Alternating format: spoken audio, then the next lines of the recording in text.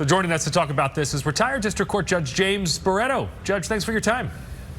Thank you. Good to see you, Jessica and Ben. All right, Judge, let's start with the judge's comment there. He said this was exhausting and difficult. Obviously, he said there was credible evidence, credible testimony on both sides, but he found Kelsey Fitzsimmons not guilty. Why do you think this was so difficult? First of all, judges in the main are not used to bench trials. They preside over jury trials, and the jury is the fact finder, and the judge presides over questions of law. So it's actually something that's not done every day. Well, we know Kelsey Fitzsimmons opted for a bench trial instead of a jury trial. In this case, it worked in her favor. Well, when would a defendant opt for a bench trial, and do you see that as a benefit? In most circumstances, usually because there are difficult backgrounds, perhaps a background with prior convictions, other credibility issues, a defendant is likely well advised not to take the stand. In this case, I think she and her legal team made a very wise decision. They knew a judge like Judge Jeff Karp, who was extraordinarily well respected, would hew very closely to the jury instructions, which in effect he had to instruct himself on.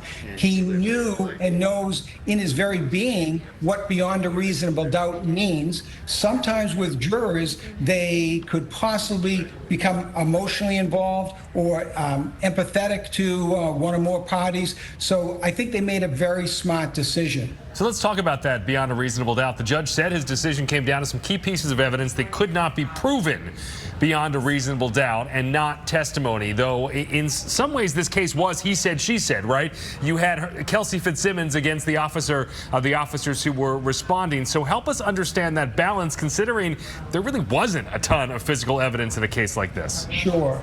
Ben, to understand this verdict, this judgment of not guilty, it's critical that the public understand that at trial, issues of credibility, in other words, who to believe, can only be decided by the fact finder. Normally, as I mentioned, that's the jury.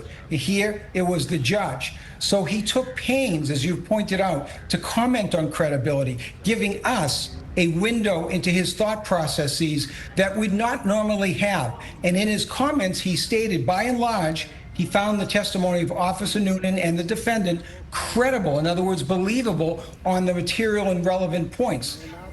He then went on to say, on the other hand, the defendant credibly, that is to say believably, testified she never pointed a firearm toward Officer Noonan. That was the indication to me that the judgment was going to be not guilty.